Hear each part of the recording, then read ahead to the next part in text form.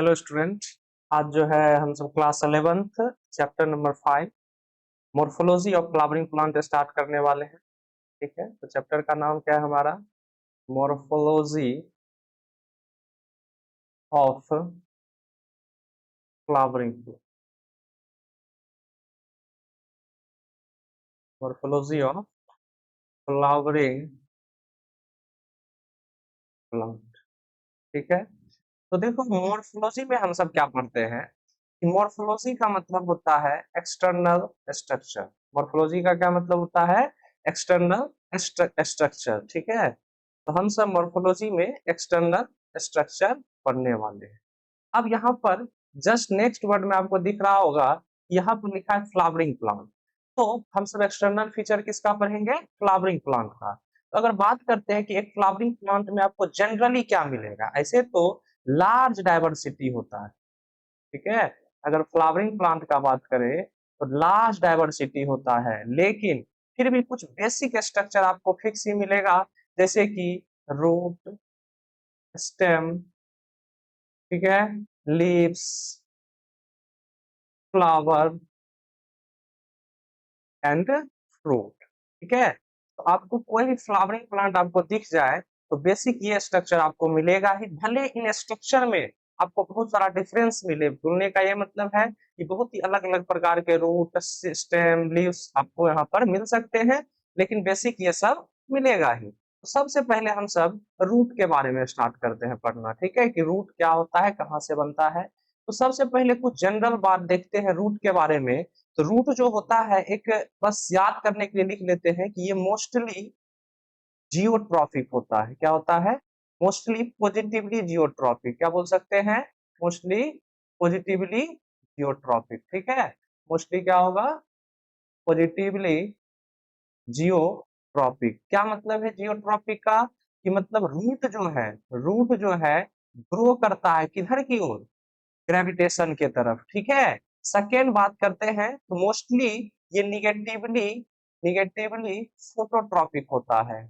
Phototropic मतलब ये light के अपोजिट भागता है। निगेटिवली फोटोट्रॉपिक है, यानी कि ये लाइट के अपोजिट ग्रो करेगा।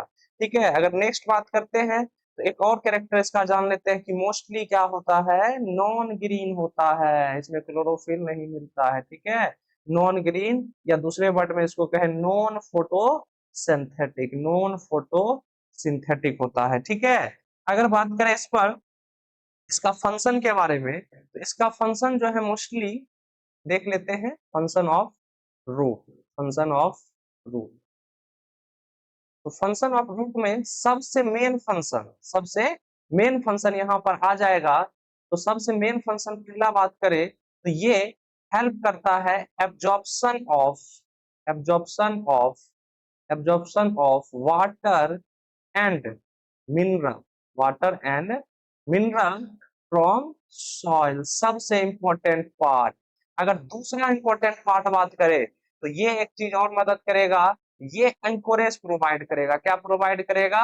Anchorage, anchorage to plant. ठीक है, एंकोरेज प्लांट प्रोवाइड करने का क्या मतलब है? ये प्लांट को सॉइल में रोक के रखेगा, जिससे कि आसानी से गिर ना जाए। ठीक है, तो अगर हम तीसरा कुछ बात करें इसका फंक्शन का, तो रूट तो generally absorption of water mineral करता ही है, एंकोरेज प्रोवाइड करता ही है, लेकिन ये फूड को भी स्टोर करके रख सकता है। Stored reserved food. ठीक है, तो रिजर्व फूड भी, यानी कि लीफ के अंदर जो भी फूड बनते हैं उसको ये एब्जॉर्ब करके रख सकता है। रूट के अंदर, लीव्स के अंदर जो भी फूड बनते हैं, तो बहुत सारे प्लांट उस फूड को कहाँ जमा करके रखते हैं? रूट्स में रखते हैं। ठीक है, नेक्स्ट जो इसका फंक्शन हम सब देखने वाले हैं, नेक्स्ट फंक्शन देख लेते हैं कि ये प्लांट ग्रोथ रेगुलेटर को भी फॉर्म करेगा। ग्रोथ प्लांट ग्रोथ रेगुलेटर क्या होता है? ऐसे केमिकल जो, या वो हार्मोन हो सकते हैं या कुछ केमिकल हो सकते हैं जो प्लांट के ग्रोथ को कंट्रोल करते हैं। जो क्या करते हैं? प्लांट के ग्रोथ को कंट्रोल करते हैं। प्लांट ग्रोथ रेगुलेटर क्या होता है? वो केमिकल या हार्मोन जो प्लांट के ग्रोथ को रेगुलेट करते हैं। ठीक है, तो अब आगे बढ़ते हैं। तो ये हमारा मेन बेसिक 4 फंक्शन हो गया, इसी को ध्यान रखना है, ज्यादा दिमाग नहीं लगाना है। अब आगे बढ़ते हैं, तो हम सब देख लेते हैं टाइप्स ऑफ रूट। ठीक है, तो टाइप्स ऑफ रूट देखते हैं, क्या है टाइप्स ऑफ रूट, कितने टाइप के रूट्स, जैसा कि शुरू में ही हमने बोला था कि आपको डिफरेंट टाइप ऑफ रूट मिल सकते हैं, बहुत सारा डाइवर्सिटी है। ठीक है, तो टाइप्स ऑफ रूट देखते हैं, बेसिक कितने टाइप होते हैं रूट्स के, टाइप्स ऑफ रूट। तो हम जानते हैं, अगर हम थोड़ा सा भी पढ़े होंगे, 3 टाइप ऑफ रूट देखने को मिलता है हमको। एक को बोलते हैं टैप रूट, दूसरा होता है फाइब्रस रूट, फाइब्रस रूट, और तीसरा होता है एडवेंटिशियस रूट, तीसरा होता है एडवेंटिशियस टिशियस रूट। ठीक है, एडवेंटिशियस रूट। इस तीनों के बारे में एक एक करके पढ़ते हैं नेक्स्ट पेज पर। ठीक है, तो टैप रूट क्या होता है? टैप रूट मैंने पहले ही बताया था कि जैसे सीड होता है, सीड के अंदर मैंने बताया था कि एम्ब्रियो होता है। ठीक है, क्या होता है? एम्ब्रियो होता है। एम्ब्रियो का ये जो रेडिकल वाला पार्ट है, ये जो नीचे में रेडिकल वाला पार्ट है, इससे निकलता है रूट, इससे निकलता है क्या चीज? रूट। तो रेडिकल से जो रूट निकला है, रेडिकल से जो ये रूट निकला है, इसको कहते हैं हम सब प्राइमरी रूट। क्या कहते हैं? Primary root. ठीक है, अच्छा पहले हम एक लिख देते हैं हेडिंग, हम सब पहले टैप रूट के बारे में पढ़ लेते हैं। किसके बारे में पढ़ लेते हैं? टैप रूट के बारे में। तो एम्ब्रियो के जो रेडिकल से ये जो पहला रूट निकला है, इसको क्या बोलते हैं? Primary root. ठीक है, ये वर्टिकली डाउनवर्ड ग्रो करता है। कहाँ डाउनवर्ड ग्रो करता है? Vertically downward grow. ठीक है, डाउनवर्ड ग्रो करता है। ठीक है, ये क्या करता है? डाउनवर्ड, वर्टिकली डाउनवर्ड ग्रो करता है। जनरली एक बार जो ये प्राइमरी रूट बना, ये कई सालों तक, यानी कि प्लांट के आखिरी लाइफ तक भी जिंदा रह सकते हैं। तो ये सेकेंड पॉइंट हम लिख सकते हैं, लॉन्ग लिव्ड रूट होते हैं। ठीक है, और इस प्राइमरी रूट के ऊपर, इस प्राइमरी रूट के ऊपर कई सारे सेकेंडरी यानी कि लेटरल रूट रह सकते हैं, और इसके ऑर्डर भी अलग अलग हो सकते हैं। अगर प्राइमरी रूट पे ये पहली बार ये रूट बना है, तो इसको हम सब सेकेंडरी कह देते हैं। फिर इस सेकेंडरी रूट पर अगर फिर से रूट बना, तो इसको कह देंगे टर्सरी रूट। अगर सेकेंडरी रूट पे फिर से बना, तो ये कह देंगे हम टर्सरी रूट। और ये सेकेंडरी और टर्सरी को कॉमनली हम सब बोलेंगे लेटरल रूट। सेकेंडरी वाला यानी कि ये हो गया सेकेंडरी वाला, और ये क्या था हमारा? टर्सरी वाला। ये क्या था? टर्सरी। और बीच में क्या था हमारा? येलो कलर में जो बना है, ये प्राइमरी है। ठीक है, तो सेकेंडरी और टर्सरी को अगर हम कॉमनली बोले, तो इसको हम लेटरल रूट कह देते हैं। लेटरल मतलब साइड से रूट है, प्राइमरी रूट बीच में है, लेटरल रूट साइड में है। तो लेटरल रूट प्रेजेंट हो सकता है, और इसका ऑर्डर अलग अलग होता है, सेकेंडरी, टर्सरी। ठीक है, इस तरीके से। और एक और नया बात, lateral root plus primary root, इसी दोनों को मिलाकर हम सबको कहते हैं, इस टोटल स्ट्रक्चर को मिला के कहते हैं टैप रूट सिस्टम। यानी कि ऐसा रूट जिसमें एक प्राइमरी रूट हो, प्राइमरी रूट के साथ लेटरल रूट यानी कि सेकेंडरी और टर्सरी रूट, इस तीनों को मिलाकर क्या कहते हैं? टैप रूट सिस्टम कहते हैं, टैप रूट सिस्टम कहते हैं। ये क्लियर हो जाना चाहिए। और लास्ट वाला देख लेते हैं, बस बहुत इंपॉर्टेंट है, एग्जाम्पल तो आपको याद रखना ही पड़ेगा। ठीक है, तो लास्ट ये मोस्टली डाइकोट्स में देखा जाता है। किसमें देखा जाता है? मोस्टली डाइकोट्स में ये आपको देखने को मिलेगा। ठीक है, एक एग्जांपल ले लेते हैं, डाइकोट प्लांट, मस्टर्ड। ठीक है, यानी कि डाइकोट क्या होता है? जिसमें 2 कोटिलिडन मिलते हैं, आगे हम पढ़ेंगे, लेकिन अभी के लिए आप इतना ध्यान रखें, डाइकोट ऐसे होते हैं जिसके एम्ब्रियो में, ये जो दिख रहा है आपको ऊपर में, 2 कोटिलिडन है। तो 2 कोटिलिडन जिसके एम्ब्रियो में रहेगा, उस टाइप के प्लांट को डाइकोटिलिडनस प्लांट कहते हैं। और एक एग्जांपल दे दिए मस्टर्ड, यानी कि मस्टर्ड में कैसा सिस्टम होगा? Tap root. टैप रूट जैसे ही वर्ड आए दिमाग में आना चाहिए कि टैप रूट कैसा होता है? एक प्राइमरी रूट, प्राइमरी रूट के साथ क्या होना चाहिए? लेटरल रूट, और उसका ऑर्डर भी हो सकता है सेकेंडरी, टर्सरी। ये सब पूरे स्ट्रक्चर को मिला के कह रहे हैं टैप रूट सिस्टम। नेक्स्ट अगर हम बात करें, तो हम आ जाते हैं फाइब्रस रूट पे। कहाँ आ जाते हैं? Fibrous root. ठीक है, सेकेंड टाइप ऑफ रूट जो है हमारा फाइब्रस रूट है। ठीक है, फाइब्रस रूट। अब ये रूट क्या होता है? फाइब्रस रूट हम इसमें क्या होता है कि सेम टू सेम इसमें भी एम्ब्रियो होगा। ठीक है, और ये रेडिकल वाला पार्ट हो जाएगा नीचे, इससे बनेगा रूट। लेकिन इसका जो प्राइमरी रूट है, इसका जो प्राइमरी रूट है, प्राइमरी रूट ये होता है शॉर्ट लिव्ड। ये क्या होता है? शॉर्ट लिव्ड होता है। ये प्राइमरी रूट क्या होता है, सॉरी, शॉर्ट लिव्ड होता है, याद रखना है। क्या होता है, शॉर्ट लिव्ड होता है, शॉर्ट लिव्ड यानी कि कुछ ही दिनों तक रहेगा, उसके बाद ये डीजेनरेट कर जाएगा या इसका ग्रोथ रुक जाएगा। इसके जगह पे प्राइमरी रूट क्या होगा, इज रिप्लेस्ड, इसके जगह पे is replaced by large number of, replaced by large number of root, जो कि कहां से बनेगा, root arise from base of stem, base of stem से बनेगा, ध्यान देना है, ठीक है, arise from base of stem. और ये एक बना के देख लेते हैं डायग्राम, क्या कहानी है, ठीक है। इसमें जैसे कि मान लीजिए ये स्टेम है, नीचे रूट वाला पार्ट है, तो इसका जो मान लीजिए प्राइमरी रूट होगा, जो प्राइमरी रूट होगा ये डीजेनरेट कर जाएगा या इसका ग्रोथ रुक जाएगा, और इसकी जगह पे इसको मिटाकर हम बनाते हैं, इसके जगह पे क्या होगा कि ढेर सारे पतले पतले स्टेम के बेस से, ये क्या हो जाएगा, स्टेम का बेस, इस स्टेम के बेस से ढेर सारा रूट निकलेगा, इसी को बोलते हैं फाइब्रस रूट। ये जो बाद में रूट निकला है इसी को क्या बोलते हैं, फाइब्रस रूट। इस टाइप के रूट आपको मोनोकॉट प्लांट्स में देखने को मिलेगा, ठीक है, फाउंड इन मोस्टली मोनोकॉट, ठीक है, मोनोकॉट में आपको देखने को मिलेगा। एक एग्जांपल हम सब देख लेते हैं, व्हीट में प्लांट में आपने देखा होगा कि इसका जो जड़ होता है, रूट, ये क्या होता है, फाइब्रस होता है, ठीक है। थर्ड टाइप ऑफ प्लांट के बारे में हम देखते हैं। थर्ड टाइप ऑफ प्लांट में क्या है, ये कहलाता है एडवेंटिशियस, एडवेंटिशियस रूट, ठीक है, एडवेंटिशियस रूट। अब आते हैं नेक्स्ट पार्ट पर कि ये क्या होता है। अगर नॉर्मली हमने दोनों लगभग देखा कि जब टैप रूट हम पढ़ रहे थे, तो टैप रूट में हमने देखा था ये जो रूट अराइज हो रहा है, एम्ब्रियो के किस पार्ट से हो रहा था, एम्ब्रियो के हो रहा था रेडिकल वाले पार्ट से, एम्ब्रियो के किस पार्ट से हो रहा था, रेडिकल वाले पार्ट से, ठीक है। तो यहाँ से जो ये रेडिकल से जब रूट बनता है तो ये प्राइमरी रूट है, टैप रूट कहलाएगा। लेकिन अगर यही चीज, अगर जो रूट है, root arise from part other than part, ठीक है, पार्ट अदर देन रेडिकल, अगर रेडिकल के अलावा कहीं से भी रूट निकलता है तो इसको क्या बोलेंगे, एडवेंटिशियस। एक मैजिक का बात ये है, देखिए यहाँ पर कि ये फाइब्रस रूट भी जो होता है ना, ये एडवेंटिशियस रूट ही होता है, लेकिन फिर भी इसको सेपरेटली ही पढ़ते हैं। कि आपको दिख रहा होगा कि प्राइमरी रूट जो बना था, प्राइमरी रूट जो बना था रेडिकल से, वो डीजेनरेट हो जाता है या उसका ग्रोथ रुक जाता है। उसके बाद यहाँ बेस से आपको ढेर सारा स्टेम के बेस से बना था। तो स्टेम तो रेडिकल से नहीं बनता है, लेकिन रूट जो है स्टेम से जनरेट हुआ है, इसीलिए इसको भी हम सब एडवेंटिशियस रूट में काउंट कर सकते हैं, लेकिन जनरली हम ये अलग से ही पढ़ते हैं।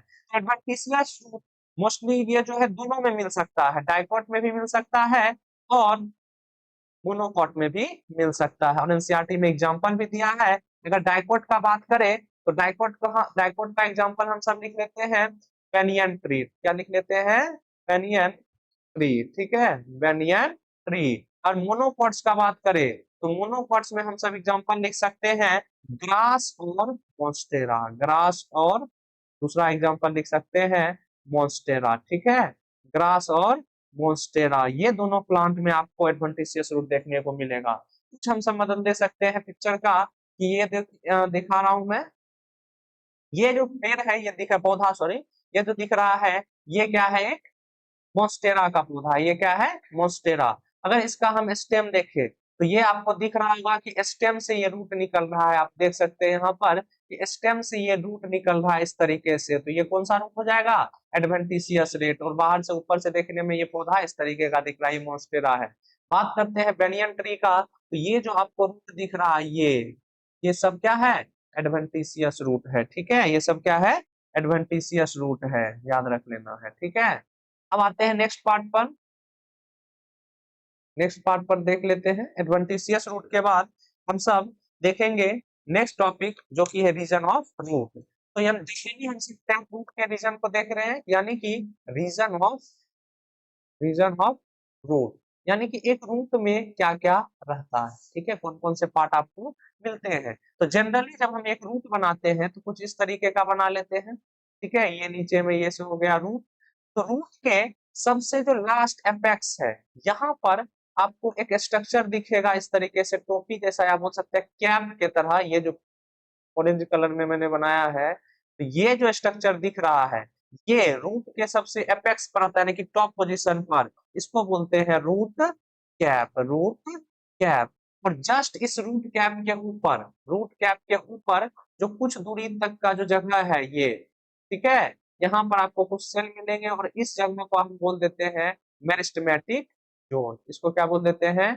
मेरिस्टेमेटिक जोन, ठीक है, मेरिस्टेमेटिक जोन, याद रखना। मैथमेटिक जोन के बाद नेक्स्ट जो आता है वो है इलोंगेशन जोन। क्या है?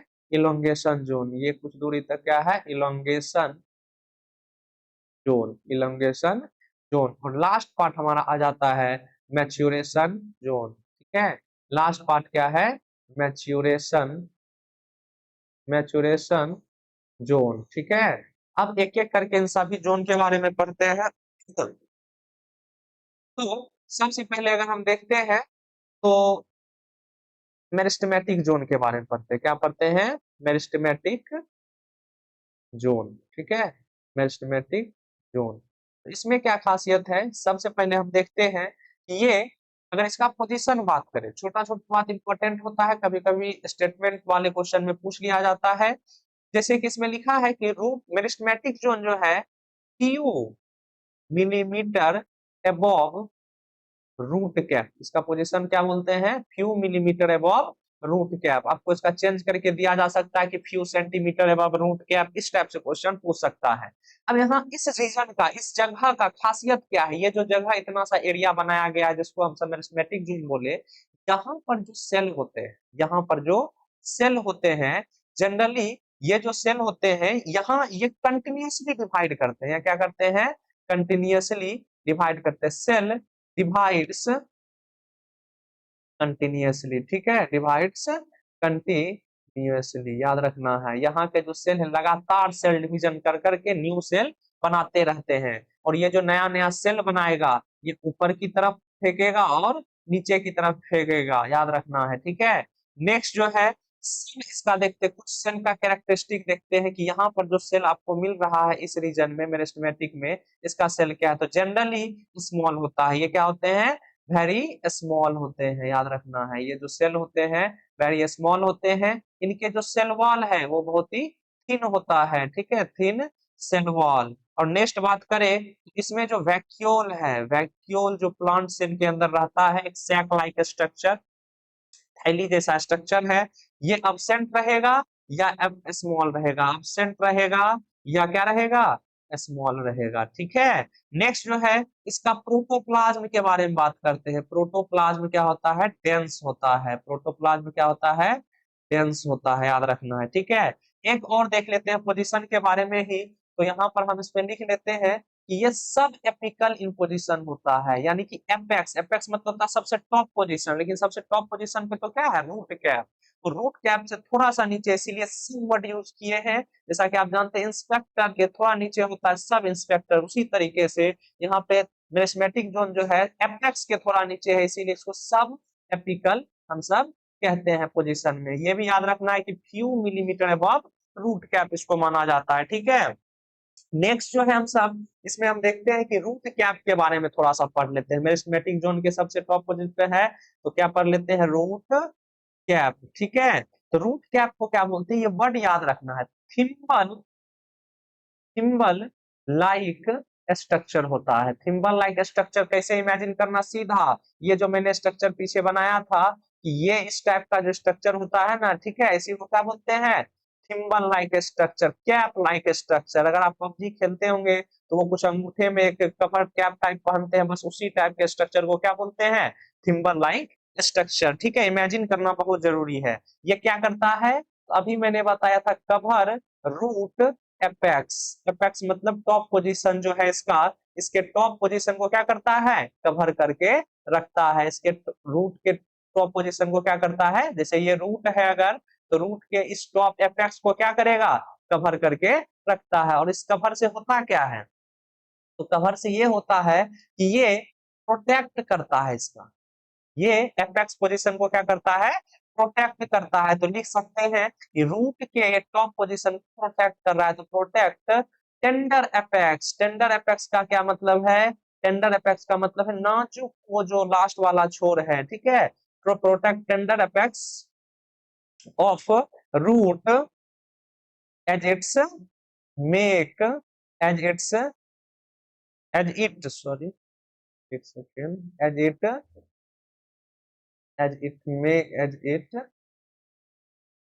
मेक्स इट्स वे, ठीक है, as it makes its way through the soil, through the soil क्या मतलब है, इस सॉइल में ये जब ग्रो करेगा, जब अपना रास्ता बनाएगा नीचे की तरफ ग्रो करेगा, ठीक है, तो ये रूट कैप ही इस टेंडर एपेक्स को बचाएगा, टेंडर एपेक्स को बचाएगा।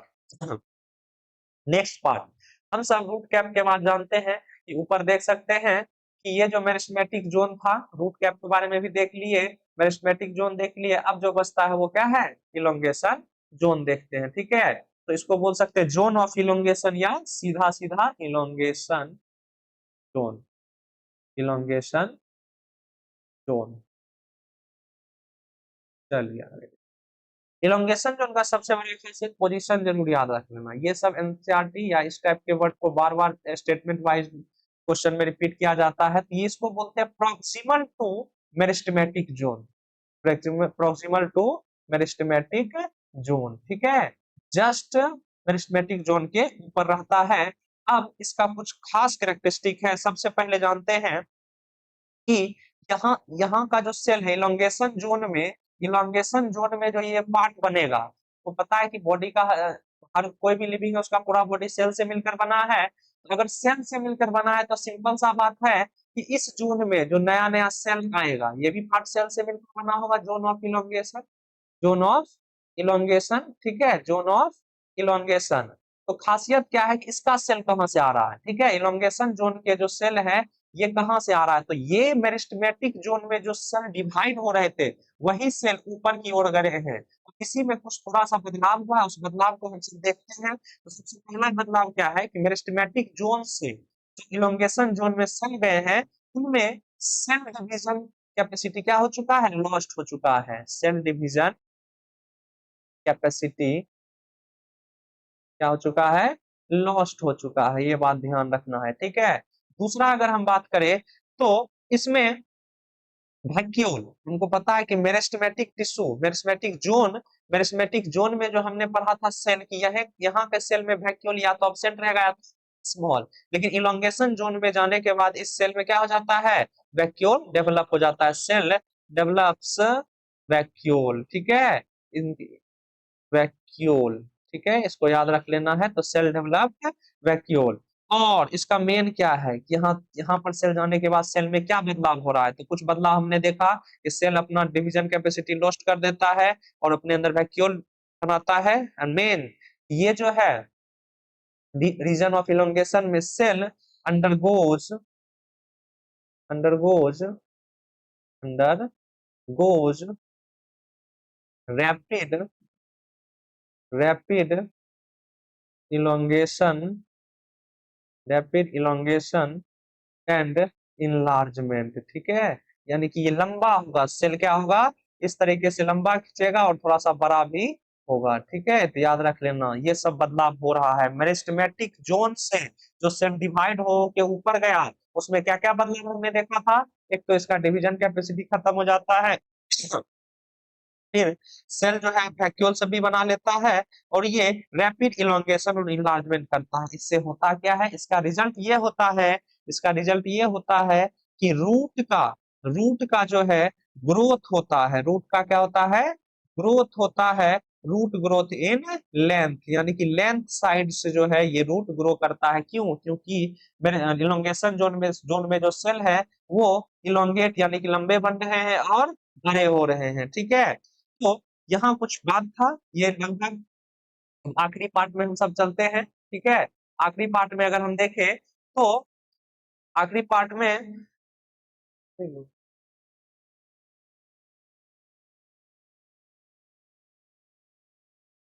ठीक है। आखिरी पार्ट में हम देख रहे हैं मैच्योरेशन जोन। क्या देख रहे हैं? Maturation, maturation zone. ठीक है, तो मैच्योरेशन जोन के बारे में पढ़ते हैं। मैच्योरेशन जोन आपको पता होगा कि सबसे पहले था क्या चीज? सॉरी, मेरिस्टेमेटिक जोन, फिर हो जाएगा इलोंगेशन जोन, और ये लास्ट वाला क्या था? Maturation zone. मैच्योरेशन जोन के ही बारे में हम सब पढ़ रहे हैं। अगर इसका भी अगर पोजीशन बोले तो एक स्टेटमेंट याद रखना है, जस्ट वही जैसा कि पहले पढ़ा था, इसी तरीके से इसमें भी इसका पोजीशन है proximal to elongation zone. Proximal to elongation zone याद रखना है, प्रॉक्सिमल टू इलोंगेशन जोन। दूसरा, इसमें जो जाता है सेल, ठीक है, यहाँ जो सेल होता है इसमें क्या खास बात होता है? यहाँ का जो सेल है ये undergoes, cell undergoes, undergoes differentiation, differentiation याद रखना है, differentiation and, differentiation and maturation. ठीक है, मैच्योरेशन यानी कि डिफरेंस क्रिएट करता है। डिफरेंशिएशन का क्या मतलब है? यहाँ का जो सेल है वो अपने अंदर ऐसा चेंज क्रिएट करेगा, डिफरेंस क्रिएट करेगा अपने आसपास के सेल से। डिफरेंस को क्यों क्रिएट करता है? कुछ अलग काम करने के लिए। ठीक है, तो उसी तरीके से मैच्योरेशन जोन में जो सेल है अपने अंदर क्या करेगा? डिफरेंशिएशन, और इससे हो जाएगा मैच्योरेशन, यानी कि एक सर्टेन वर्क को करने के लिए मैच्योर हो जाएगा। ठीक है, अब नेक्स्ट पढ़ते हैं कि यहाँ पर आपको कुछ स्ट्रक्चर मिलेगा। ठीक है, ये जो इलोंगेशन मैच्योरेशन जोन है, मैच्योरेशन जोन में आपको कुछ स्ट्रक्चर मिलने वाला है। ठीक है, इस तरीके, इस तरीके से आपको कुछ स्ट्रक्चर मिलने वाला है, और इसको कहते हैं हम सब रूट हेयर। इसको क्या कहते हैं? Root hair. ठीक है, तो मैच्योरेशन जोन में आपको कुछ स्ट्रक्चर मिलेगा, उसको क्या बोलते हैं? Root hair. तो यहाँ पे लिख सकते हैं कि maturation zone possess root hair. ठीक है, और रूट हेयर बहुत ही मजेदार चीज है, काफी क्वेश्चन आते हैं, तो हम सब रूट हेयर के बारे में अगला टॉपिक में पढ़ लेते हैं। ठीक है, हमारा नेक्स्ट टॉपिक है रूट हेयर। अगर रूट हेयर को डिफाइन करें तो ये होता है फाइन, फाइन मतलब बहुत ही पतला सा, नाजुक सा, delicate hair like structure, hair like structure. ठीक है, fine delicate hair like structure, बालों जैसा पतला होता है। बनता कहाँ से है? तो arise from some of the epidermal cell, arise from some of the epidermal cell, epidermal cells याद रखना, एपिडर्मल सेल्स। अब ये एपिडर्मल सेल्स कहाँ होता है? तो हम देखते हैं कि ये रहा था हमारा मैच्योरेशन जोन। तो ये सबसे जो आउटर लेयर वाला सेल होगा यहाँ पर मैच्योरेशन जोन में, इसी को हम सब कह देते हैं एपिडर्मल सेल। और इसी वाले सेल से, ये जो एपिडर्मल का सेल है, इसी से रूट हेयर निकलता है। इस तरीके से इसी से क्या निकलता है? Root hair. ठीक है, ये क्या है? Root hair, fine delicate hair like structure, इसे इसका क्या नाम दिया गया? Root hair. अच्छा, कुछ जनरल पॉइंट देख लेते हैं। ये मिलियंस इन नंबर होता है। क्या होता है? Millions in number. ठीक है, मिलियंस इन नंबर। दूसरा सबसे इंपॉर्टेंट, ये यूनिसेलुलर होता है। सबसे खास बात, ये क्या होता है? यूनिसेलुलर होता है, यानी कि ये जो सेल है, ये जो सेल है यहाँ पर मैच्योरेशन जोन के अंदर, एपिडर्मल सेल सबसे सरफेस वाला, इसी सेल से बस एक आउटग्रोथ की तरह निकलता है, यानी कि ये पूरा सिर्फ एक सेल से डेवलप हुआ है, एक ही सेल है ये। ठीक है, तो रूट हेयर कैसा होता है? यूनिसेल्युलर। अब यही डाउट रहेगा कि ये सेकेंडरी और शरीर से कंफ्यूज नहीं करना है, सेकेंडरी शरीर अलग है, यहीं पे रहेंगे, लेकिन ये रूट हेयर जनरली माइक्रोस्कोप होते हैं। ठीक है, अब इनका काम क्या है? ये रूट हेयर रहते क्यों है? क्योंकि ये इंक्रीज करते हैं surface area, increase surface area for reabsorption of water and mineral, water and mineral. ठीक है, तो हमने रीजन ऑफ रूट को अच्छे तरीके से पढ़ लिया। अगर आप एनसीईआरटी डायग्राम पलटा सकते हैं तो उनमें उसमें भी आपको दिया गया है रीजन ऑफ रूट। अब जो है आज का टॉपिक यहीं खत्म करते हैं, नाकी का टॉपिक नेक्स्ट क्लास में अच्छे से उसको पूरा किया जाएगा।